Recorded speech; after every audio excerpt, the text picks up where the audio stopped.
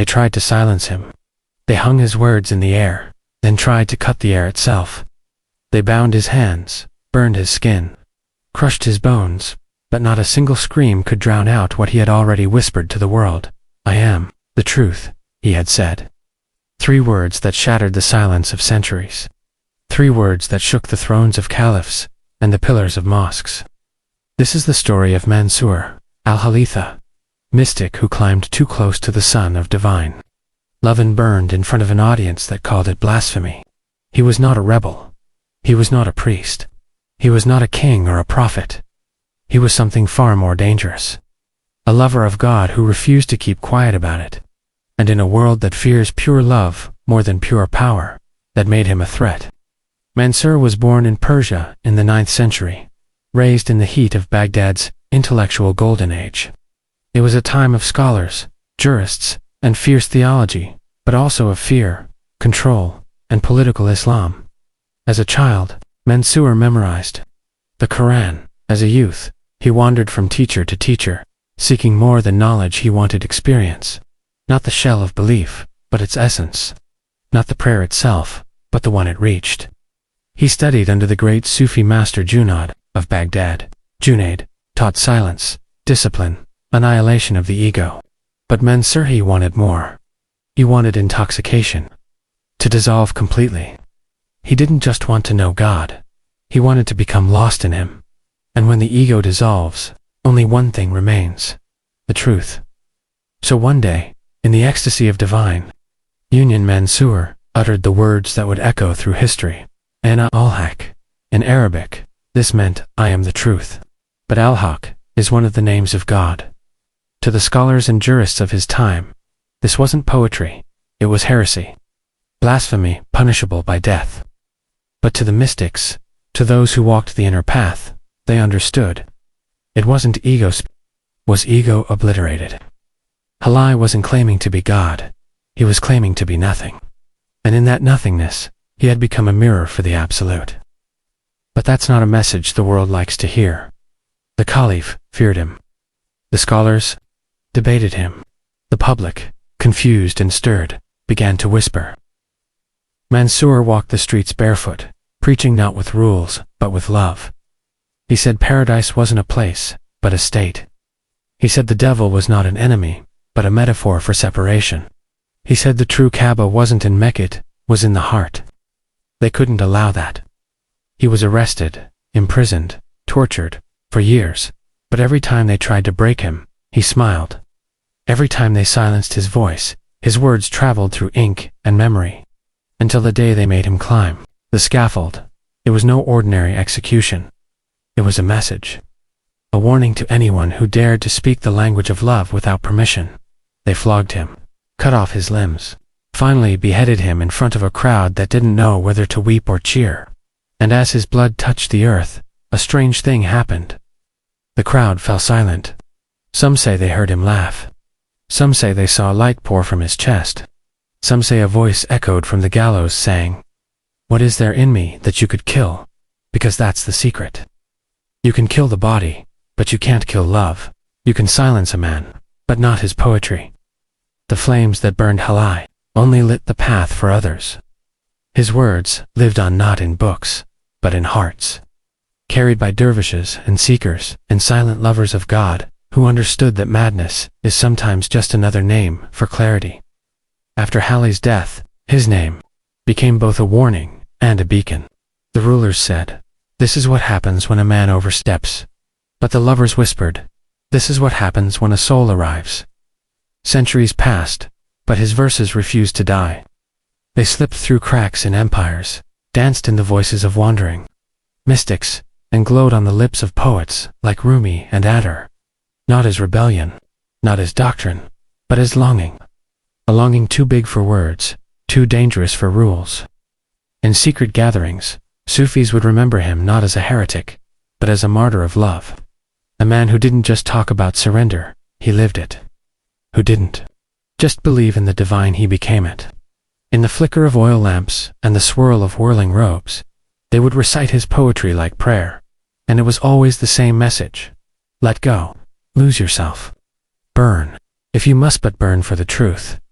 Al-Hallaj had dared to show the world that union with God wasn't a metaphor. It was real, tangible, but it required a death. Not of the body, but of the self. The I that separates. The ego that fears. The mask that plays saint or sinner. And when that false self dies, all that's left is the beloved. So when Al-Hallaj said Ana al-Haqq, he wasn't being arrogant. He was reporting what he saw when the veil dropped.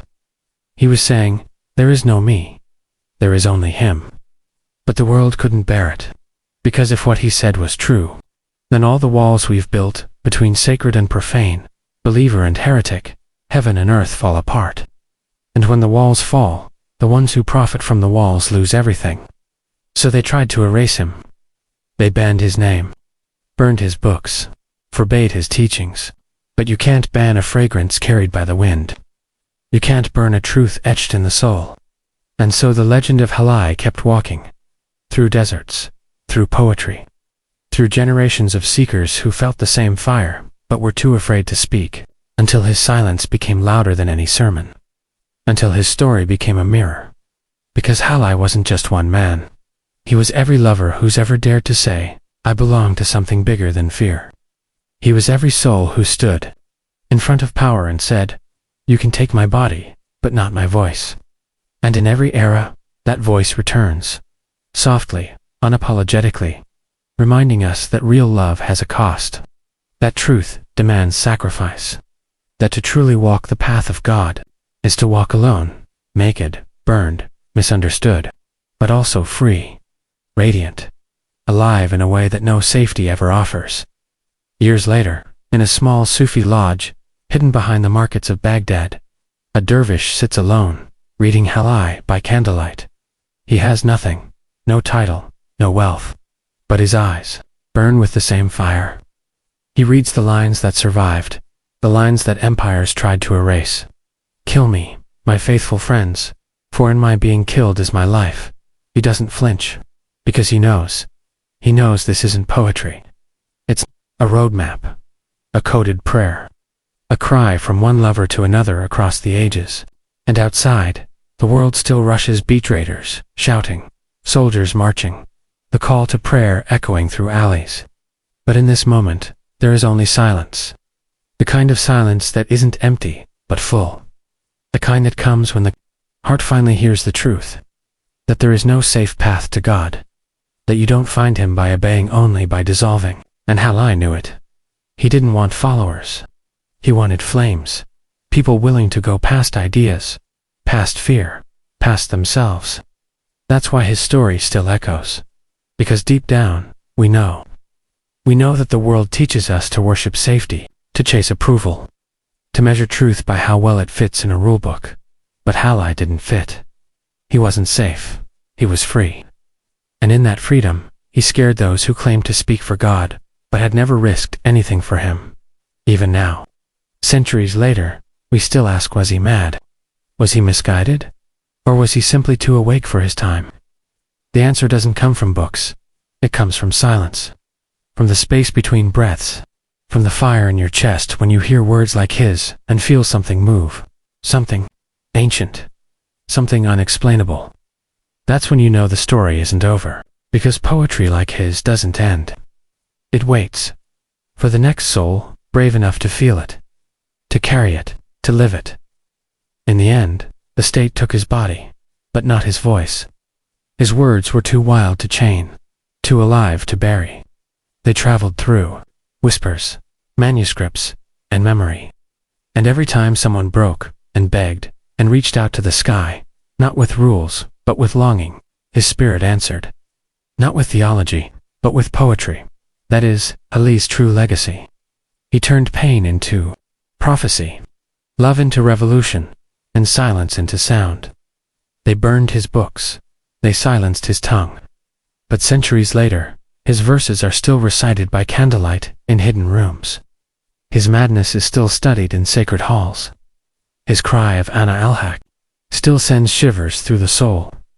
He didn't survive through history. He survived through hearts. And now, maybe, he speaks to yours. Maybe he's reminding you that this path, the one of truth, love, annihilation, is not for the faint of heart. It's not for those who seek safety. It's for those who seek God. Not the idea of Him. The reality. The fire. The beauty that burns everything fake. Everything fearful. Everything small. So when you hear His name again, Hallaj, don't think of a madman. Think of a mirror, reflecting the part of you that refuses to settle, that longs, that aches, that still dares to believe love can be so complete, it erases everything else. They tried to silence Him, but they only made Him eternal.